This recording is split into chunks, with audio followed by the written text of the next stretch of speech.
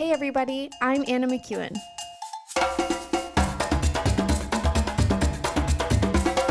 And now for Bob Switzer with the epic narrative. Hey everybody, once again, so good to have you here.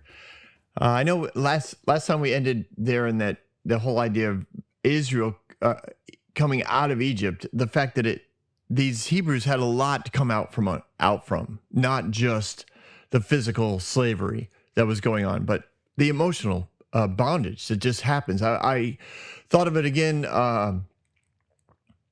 last night. Actually, somebody was talking to me, and I thought, this person, like, there's just a lot of bondage they're under because of what I would consider religious mindsets that they got involved in. You know, as a kid, it just, everything seemed right when you're a kid.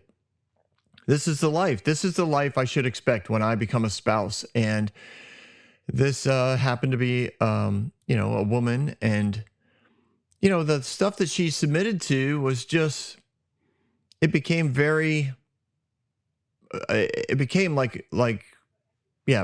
It was a bondage, an emotional bondage, but stepping away from it still becomes an incredible journey of having to choose a different lifestyle, having to choose over and over again that no, I'm done with this life. I'm done with that mindset. I'm done with that paradigm in which I see life from. And so you've got a nation filled with women, children, men, entire households that have never known anything except subjugation to the Egyptians.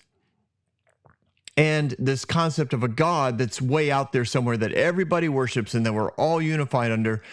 But I think for a lot of people, it became a God that they unified under because it wasn't the Egyptians. And it was the one thing that they still had in their life that the Egyptians didn't control. The Egyptians didn't make them worship idols, and they were able to maintain a worship set that the Egyptians didn't interfere with. And that becomes this place of freedom, right? That becomes this place where, well, we're not complete slaves because at least we can still worship God. And that happens, to a lot of people. They're willing to submit to just about anything, but please, let me keep going to church.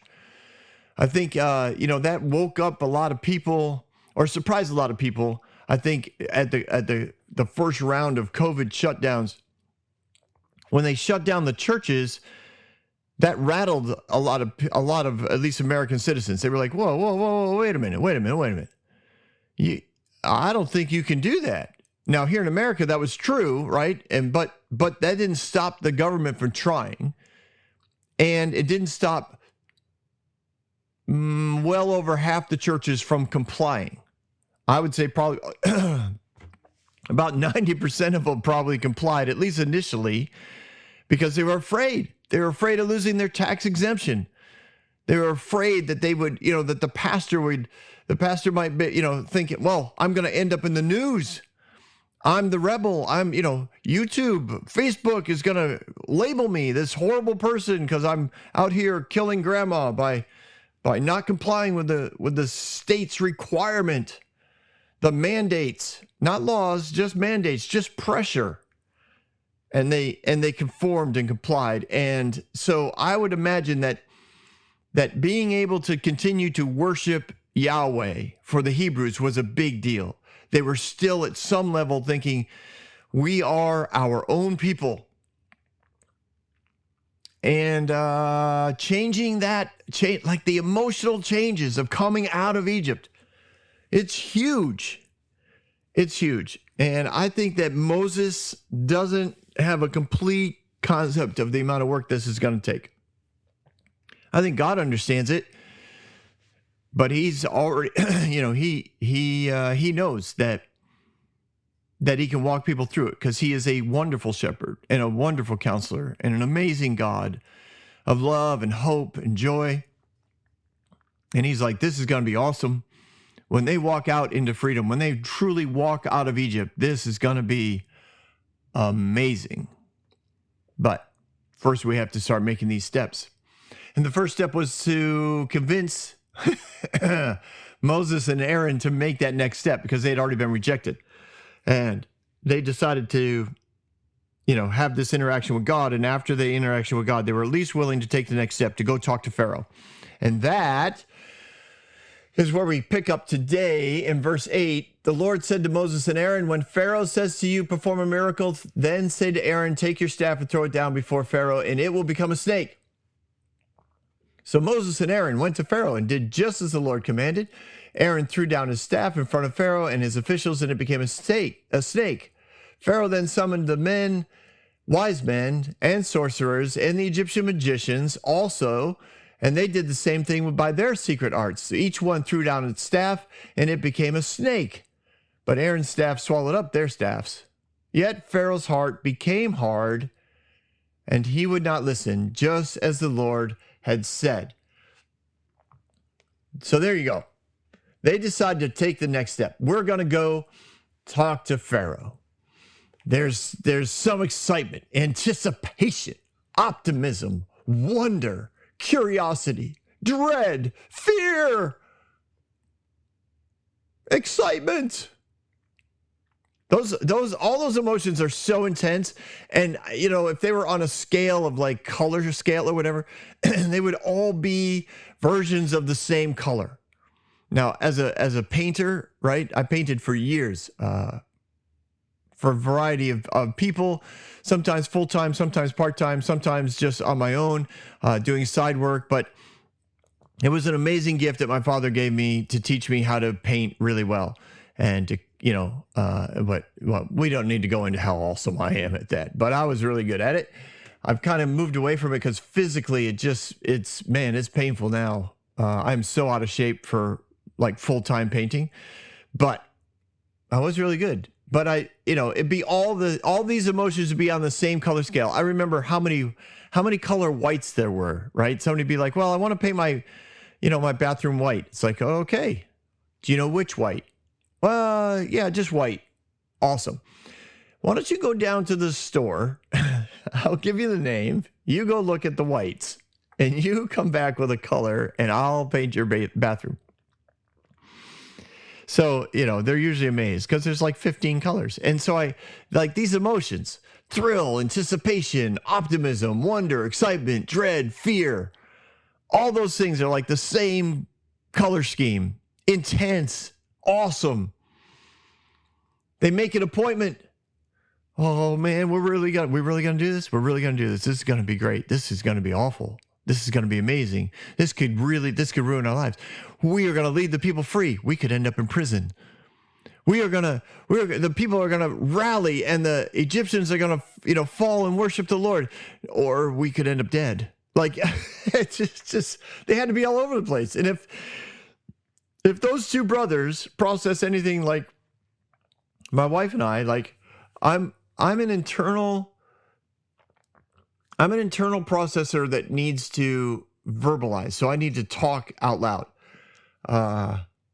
which means I pretty much have to be alone. Because if you hear me processing, you don't know what I'm actually, I may sound very convincing because I process the point to its logical extreme. And then I evaluate everything I just said. And I was like, no, I don't. No, I'm not going to go that way. This is, or I think, yeah, no, actually, this is good. So I end up talking to myself a lot, and I have to be careful that no one else is around because I'd end up on drugs, and then I wouldn't be able to process because I'd be quiet all the time in my brain, and my brain wouldn't know what to do. So my wife, is an external processor. So a lot of times she's externally processing, so she's also verbal, but I have learned, we've been married together, over 35 years. I've learned to allow her that space to not respond to what she's saying until I hear there's certain vocabulary that she will use. And it's like, okay, this is actually where she's landing. Now if I have more input, I can give her that input. Or if I don't think it's a good plan, I can bring it up now. So I don't know what kind of processing Aaron and Moses had, but I imagine they worked together, and I imagine they were both zigzagging back and forth for a while. in anticipation of the appointment. Now, I don't know how long an appointment takes. I don't know.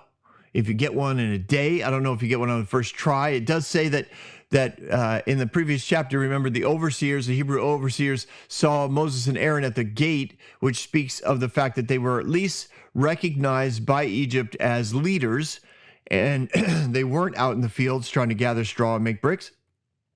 They were at a gate where official recognized ambassadors would have been sitting.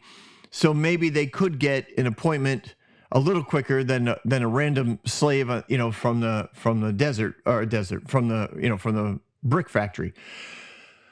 All that to say, I still have no idea how long it took, but eventually they get in.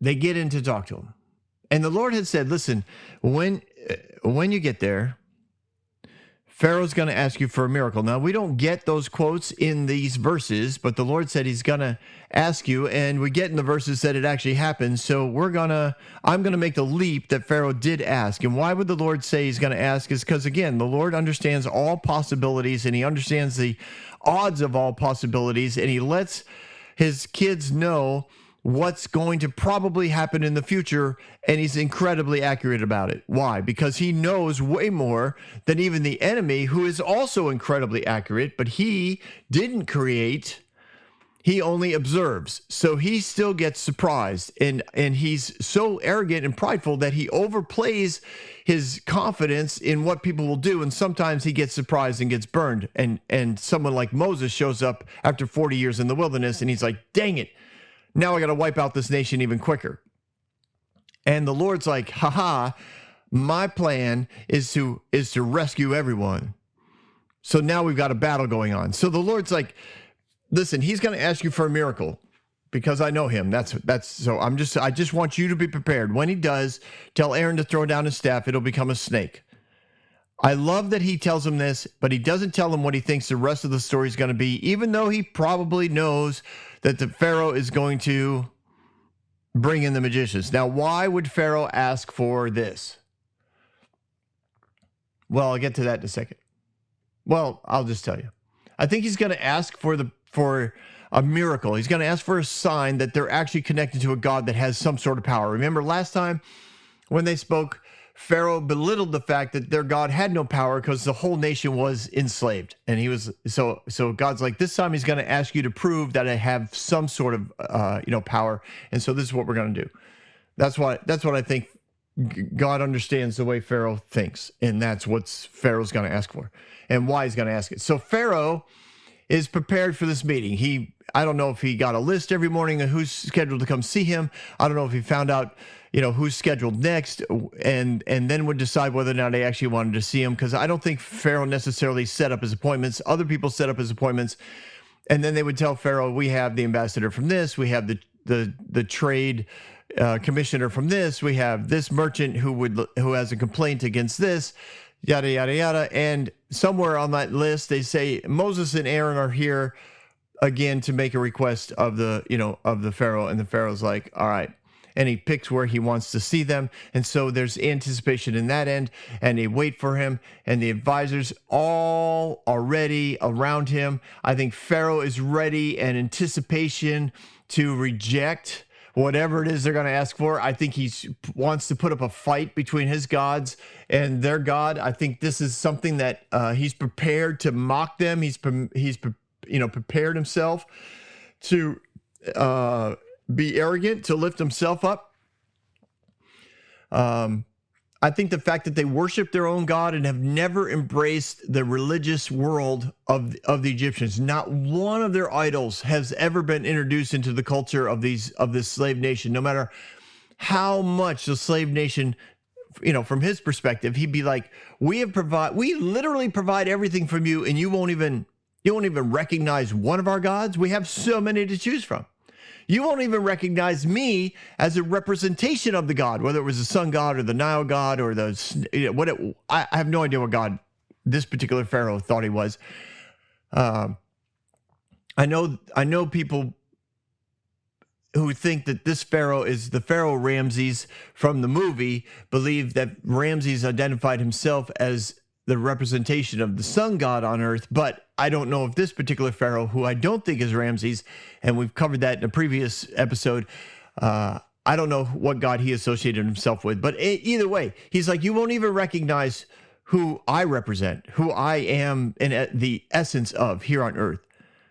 So I think he's kind of always been annoyed. I think the pharaohs have always been annoyed that the Egyptian gods have never been attractive to the Israelites, even though at one point, Israel was in essence ran the country, and now they don't. Like, they clearly, their God had let them down and had subjugated them to all the idols of Egypt, and yet they refused to worship any of the idols. So I think Pharaoh might be kind of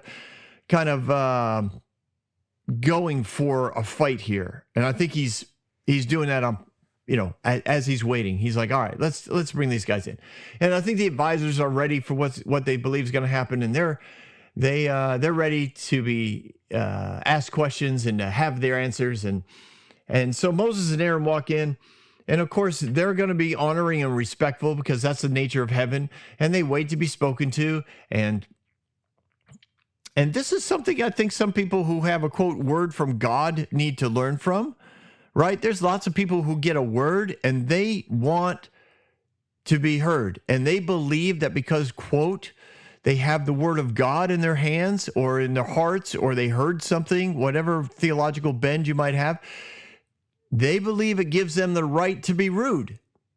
They believe it, they can ruin your life, or they can change your life, or they can ruin the meeting, or they can stand up and circumvent all of the rules of etiquette in a particular, what should we say? Like a school board meeting or a town hall meeting, like, I hear the word of God. I will not be silent. God has spoken to me. It's like, guys, you know what? I'm not doubting that he might have given you a word. All right, let's not, I'm not going to argue that point. What I am going to argue is that there's no way that he would go counter to the culture of heaven, which is honor and love, in order to speak a word of heaven to bring heaven to earth. He's not going to go two different ways on this.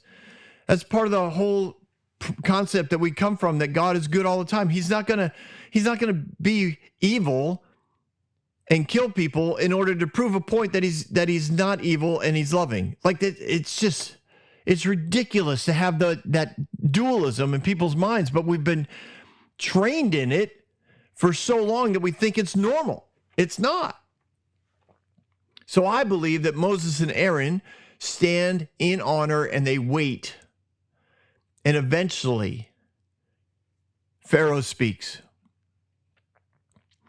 I think he wanted to know what the request was.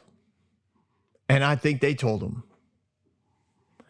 we would like to take our people into the wilderness, 3 days' journey to worship our God, and then we will return. And he was like, haven't we covered this before? Well, yeah, but we're here to ask again. Under whose power, authority are you coming to me? Well, we're coming to you in the name of our God, Elohim. And then he said, well, I don't know this guy. I don't know this God. And you don't recognize me as a God, so does he have any power whatsoever? Because clearly he can't get you free, or, you would be. He clearly wants you to be slaves because you are. You're slaves to me. I'm a God, and you're slave to our gods because all of them are doing just great. So clearly I'm guessing this Elohim is not too powerful. Does he have any power? Can you show me anything in which he has power? Now, Aaron is waiting. Moses looks at Aaron and says, throw down your rod. So Aaron throws down his rod. And the staff becomes a snake. Now, a lot of people are like, I thought Moses' rod became a snake. Well, Moses' rod did become a snake back at the burning bush. and I believe in front of Aaron in the wilderness, and then in front of Aaron and all the elders in their initial meeting. But here, Moses tells Aaron to throw down his rod, and it became a snake, and it did. And I imagine Pharaoh's like, ooh, Now, Pharaoh can't act too surprised, right? Because he's an arrogant dictator. And he can't act scared because he's a god. Why would a god be scared? Or at least the only representation of the god in human form that exists on the earth. So in essence, a god. But I understand he may not have actually thought himself to be a god, just acted like it. And people treated him as such. So he might have looked back and said, interesting. So Pharaoh, I believe in that moment, right? He gets another opportunity. He gets an opportunity to choose. He can choose at this point to say, all right, your God clearly has some power. I'll recognize that, and I'll let you guys go. You can go worship this God who can turn rods into snakes. I don't know why you'd want to worship him, because clearly he can't get you free of Egypt, but go have your week's vacation, come back and work even harder. Have a nice day. He has an out here, or at least he has an on-ramp to an out from his previous answer. God is full of opportunities. But instead, he chooses to say, let's see if I can match that. So he calls in his magicians, his what does it say? His sorcerers and his wise men. So the wise men were seen mostly as, a lot of them were at some level priests, right? They studied the stars. They were into physics and math.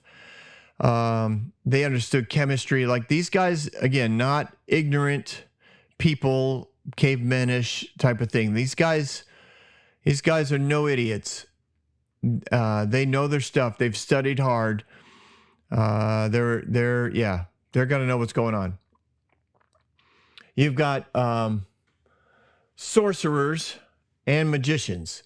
Now, both of those, some of those have to do with, the wise men have to do with astronomy. Sorcerers tend to do with astrology. They study the gods or the spirits of the world. They're probably, I would consider them very like spiritually, their frequencies are tied into the frequencies of the spirit realms, the various realms that God had created back in Genesis.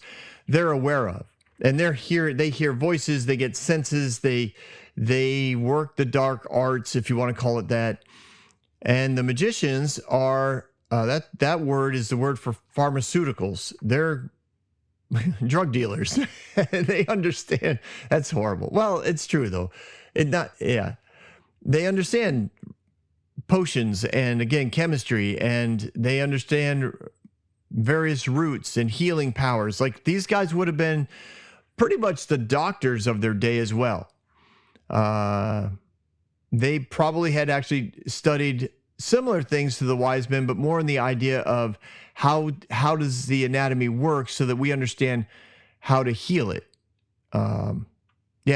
Pretty powerful people all the way around. And clearly, they all had access to and interactions with, I would call a spirit realm that was against God.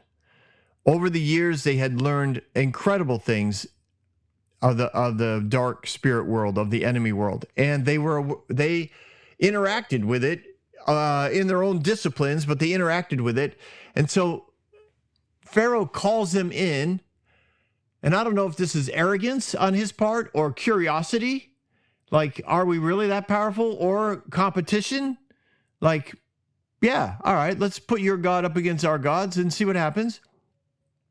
Or if he had seen this kind of stuff before, like did he see the rod turn into snakes before? And then he sees Moses and Aaron do it, and it's like, well, whatever. Let's call in my guys, my team. So the team comes in, And he probably explains all what's going on, and they're all waiting there. Now, this whole time that they're waiting there, Aaron's rod is still a snake on the ground. I don't know if it's curled up next to him. I don't know if it's laying out in the middle of the floor. I'm guessing guards don't really want to go grab it or throw anything at it. They're just all kind of waiting. What's Pharaoh going to do? I mean, if he told them to kill it, they would have, but he doesn't. He calls in his magicians. They see the snake. He's like, explains to them, I asked them to show me something powerful from their God. Aaron threw down his his rod, and it turned into a snake. Well, can you guys do that? Or maybe he said, you better do that. But they evidently know this trick. They know this enchantment, this process to do the same thing. And they do it with all of their staffs. Now, I don't know why Moses, theoretically, Moses could have thrown down his staff and turned, they could have all been snakes, but Moses evidently still hanging on to his rod. So Pharaoh and his court are very happy about this whole thing. Like, they throw down their rods and you want to call them wands, so I don't know how big all these sticks were, but they throw them down and they turn into snakes. And now we got a bunch of snakes scurrying all around the floor. And I think Pharaoh's probably pretty happy. The whole court is happy. The ambassadors are politely applauding, and then they're thinking this whole like powerful God thing is really of little consequence. Their God is of little consequence. Then Aaron's rod, starts chasing down the other rods. This had to be funny. Aaron's rod, gets aggressive. Like, you kind of see the snake like rile up and start slithering across the floor. And their snakes, maybe a couple of them are defensive, maybe a couple of them start to run. I don't know, but this snake eats them. I don't know if you've ever seen a snake eat, but I've seen them eat like mice. I've seen them eat, a lizard. I've seen one anaconda thing try to eat a gator once. That was gruesome. But these things don't happen. Like, the snakes don't eat quickly, right? They eat slow. They keep gulping down, slowly crushing and killing the animal that they've caught, unless, of course, they're venomous. But even so, they just keep swallowing until it's eventually down there. Then they go sit somewhere and relax until it digests. And sometimes that could take days. So this whole scene to me is bizarre, because I don't know if Aaron's rod could swallow quickly. I don't know if these snakes were really small and went down easy. I have no idea, but it had to be both gruesome and fascinating at the same time.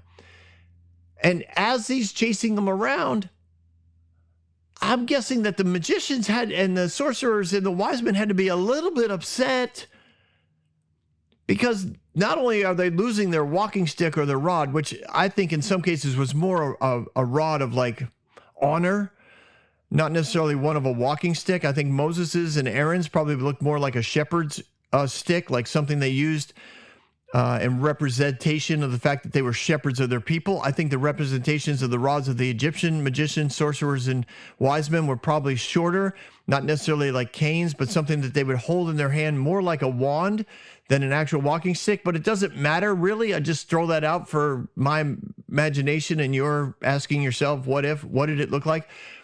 But they know the prophetic sign, right? They understand what's going on in the spirit realm. They're saying that, like, it upsets them that they're losing this rod that was theirs, and now it's gone, but it's being eaten by the rod of Aaron. And Aaron isn't even the most important person in this hierarchy system right now. Moses is. So they're like, it's not even the most important guy's stick that's eating our sticks. It's the second guy whose rod is eating our rods.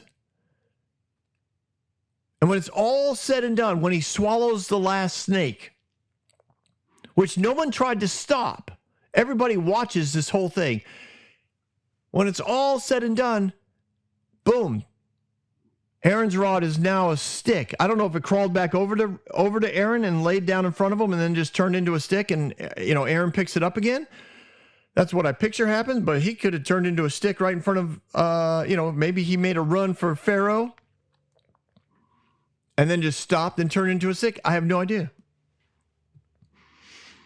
But Aaron picks up the rod, and I don't think anybody said anything.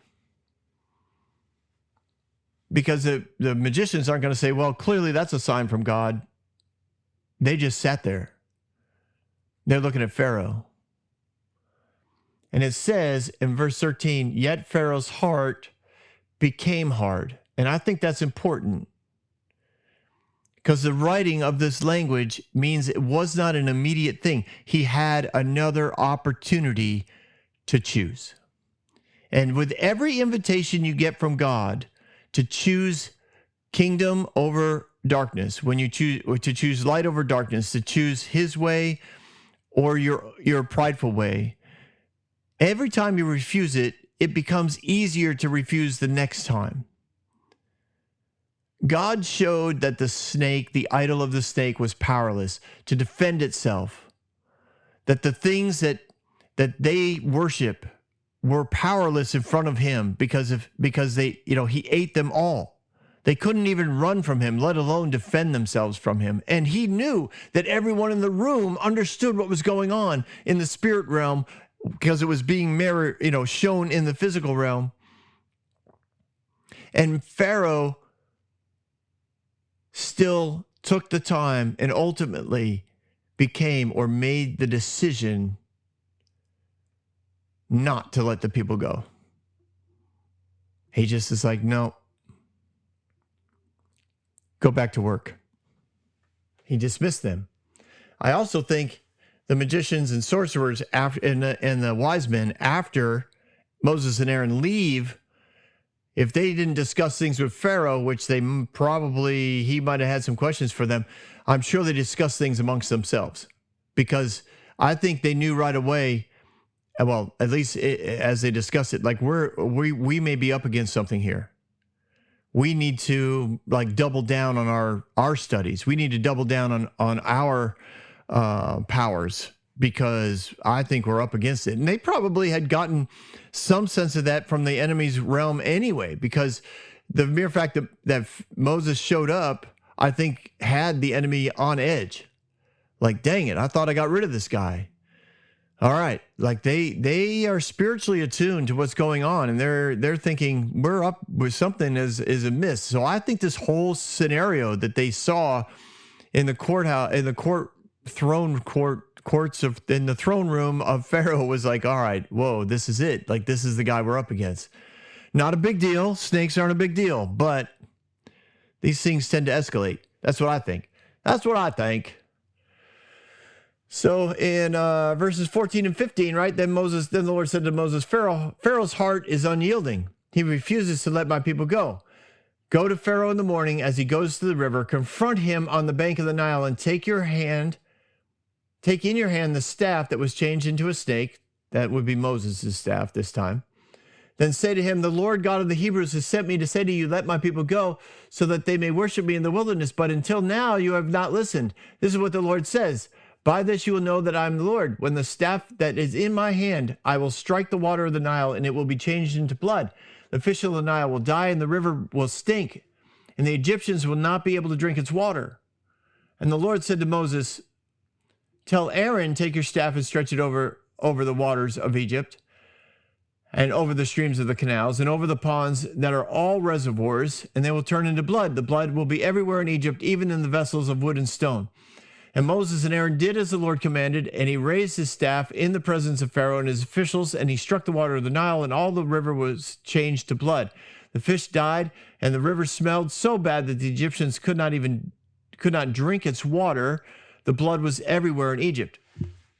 But the Egyptian magicians did the same thing by their secret arts, and Pharaoh's heart became hard, and he would not listen to Moses and Aaron, just as the Lord had said. Instead, he turned and he went into his palace, and he did not even take it this heart.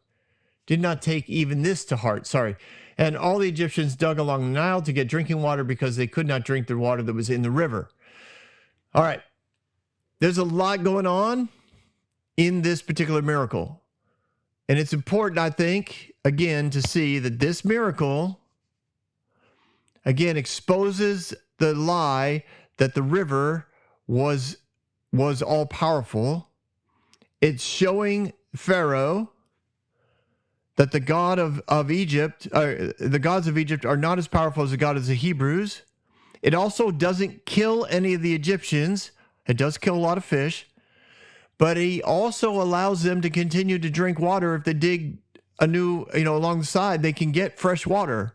It's an example, and it's powerful, but it's not deadly. It doesn't cause disease. It doesn't cause death of people. And within probably a few days, the river is completely washed out of blood and everything goes back to normal. This is important, I think. The Lord is allowing bad things to happen, but not to the point where he is causing the death of people. Now, the enemy wants to kill people, not God.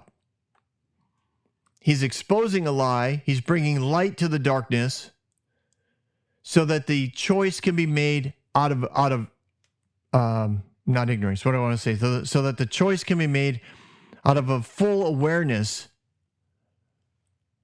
of what is really, going on behind the scenes, that death is actually in the Nile, that the God of the Nile is not powerful and is bringing death. So Pharaoh goes to God says, here, go to, bring this other sign, expose the character of the idol, and remind him that this is an invitation to worship Yahweh. God is asking, and you're not listening, Pharaoh. God knows more about you than you would like to admit. And he knows that you're going to probably keep refusing him. And these idols you worship will ultimately strike out to kill you because they do not want you to turn your heart toward God. So Moses and Aaron arrive at the Nile. When Pharaoh's going down there. Now, I'm guessing he probably drew a crowd of people whenever he went to the Nile because he would go to the Nile to pay tribute to the God and to also take a bath. And they said what God wanted to say. Let my people go, worship me. You haven't let my people go. So this is what's going to happen. I'm going to send you a sign. I'm going to cover the Nile. I'm going to cover the water with my rod, strike the Nile, the river's going to turn into blood. You need to know that this is a powerful God that you're messing with because that's a language that you understand. But you also need to understand he's not here to kill you, but your enemies are. So this whole scene plays out in a day. And the Egyptians watched the whole thing. This is a national sign. It wasn't just localized to the blood of the Nile that the Pharaoh was in. And I'm sure that as they expose this idol and everybody's watching, they're all observing Pharaoh. And Pharaoh's response, a prideful person in front of everybody becomes evidently even more arrogant, right? They become more prideful. They don't want to lose. And he has a chance here. He has an opportunity to, the Nile turns to blood and the fish start to float. And he's like, oh, this isn't good. And it immediately, evidently, starts to smell. I mean, it doesn't take too long for fish to start to rot in the desert sun.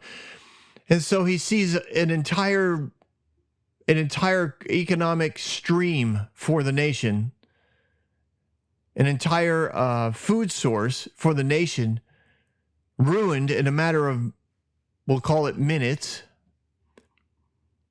And all he has to do, now the request is public, all he has to do is let the slave nation go for a week off to go worship their God. He could have walked away. He could have said, all right, I'll, let me consider this. And he could have pulled his advisors in and he could have said, listen, guys, I don't want to keep playing games. I have no idea what their God can do. He's a little scary. He clearly is very powerful. Our idols clearly can't stop him from doing things. So maybe we should let these people go. We'll just make, sure arrangements that they'll be back in a week. Let's just, we'll give everyone we'll tell everyone, we'll shut the country down for a week to stop the spread of this God's power.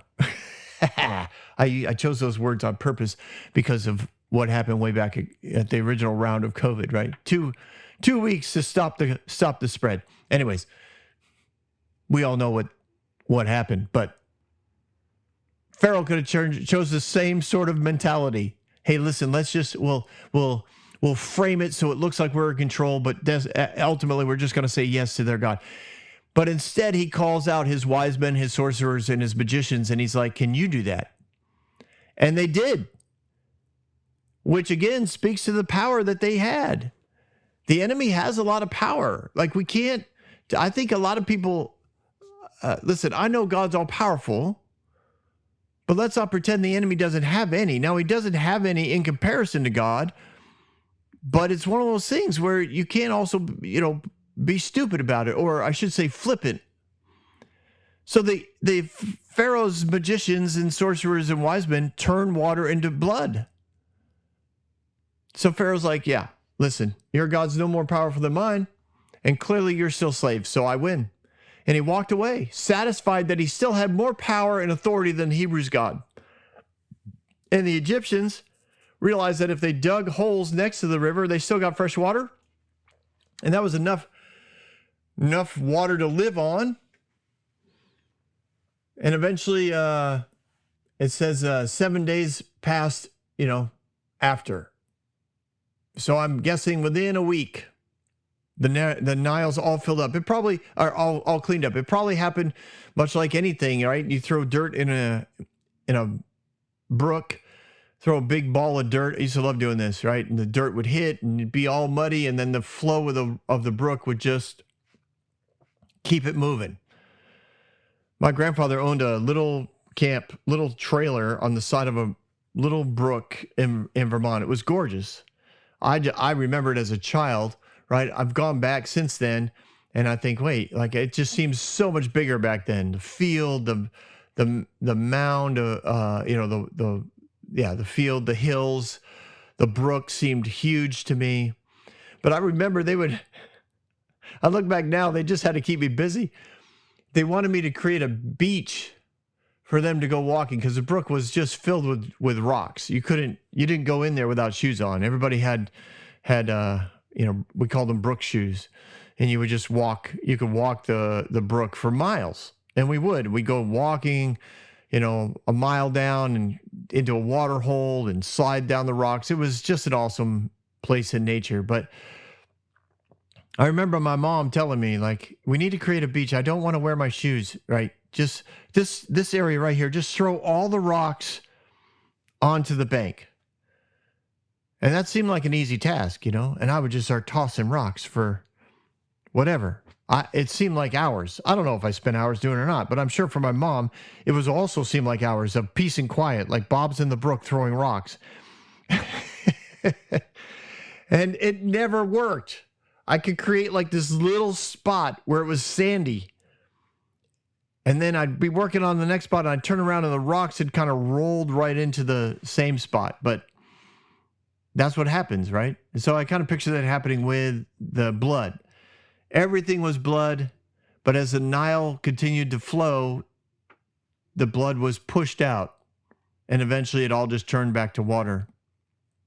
And everybody was fine. It was like, wow, that was a close one. We dodged that one. And I'm sure they gave their gods credit for it. The God of the Nile is more powerful. See, he was turned to blood, but he overpowered the Yahweh, this Elohim of the Hebrews, and boom, now we are the most powerful nation on the planet. And then they waited 7 more days. And in 7 days, we will be back again on the Epic Narrative. Thanks so much for hanging out. Don't go anywhere. We've got Bob Thoughts. Well, out here with my dog, doing some Bob Thoughts. He doesn't have a leash on, so if you hear me suddenly start yelling for my yelling for Zacapa to come home. That's what's going on.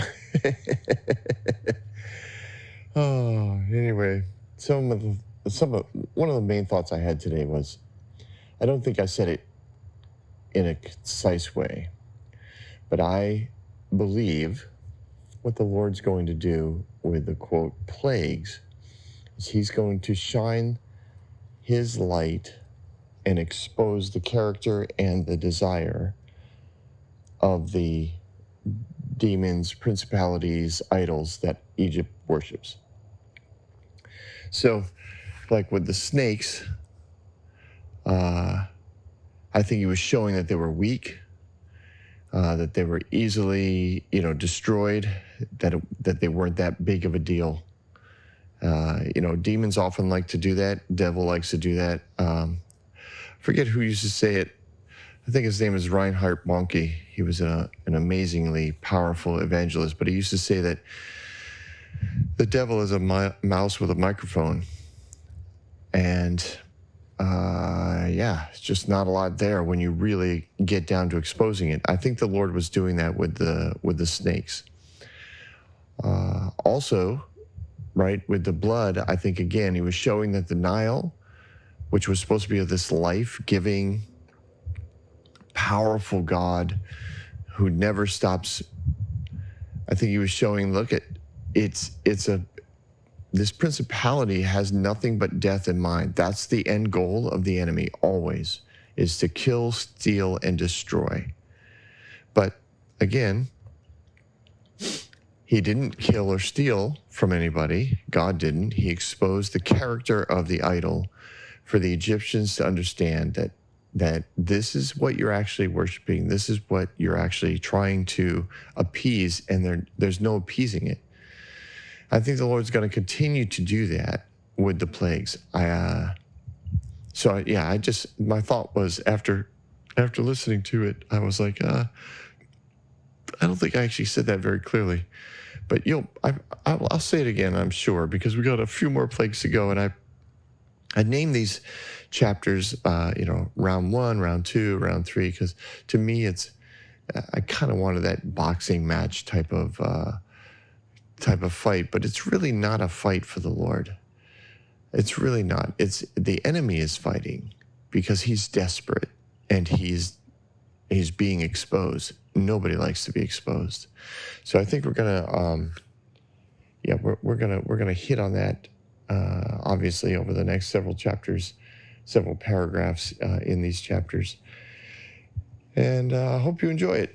I'm enjoying Exodus. I really am. There's just a lot there about freedom and coming out of slavery that I think is so applicable to everyone's life, and it exposes, I think, a lot about governments and power and authority that a lot of us put up with or have put up with, or freedoms that we've willingly given up in exchange for safety and convenience. So, stick with it. And I'll see you here again next week on The Epic Narrative.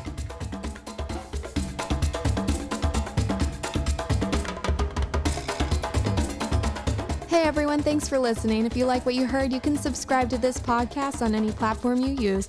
You can also reach out to Bob for questions or booking at thebobswitzer.com or email him at thebobswitzer@gmail.com. See you next week, guys.